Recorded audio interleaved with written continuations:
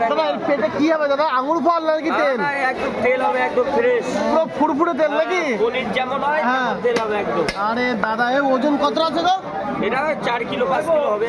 আচ্ছা দাদা কেউ কেউ আস্ত নিয়েছে, না না এটা নাই, এই কেটে কেটে কেটে কেটে বিক্রি হবে, তাই তো? ছে মারা হবে তারপরে কিন্তু হবে পিস। দেখো মাছের কোয়ালিটি কোনো কথা বলে এক নম্বর কোয়ালিটি মাছ, একের কোয়ালিটি একের কোয়ালিটি সুমন দাদা। দাদা গো পেটে দেখা যাক কি থাকে। আঙুর ফল মনে হচ্ছে থাকবে। আঙুর ফল আছে, এই যে। হালকা এই সেই আঙুর ফল, নাসিকের আঙুর ফল এই যে। নাসিকের আঙুর দেখো পেটে গেছে। দাদা আছে কাটা কত করে যাচ্ছে গো?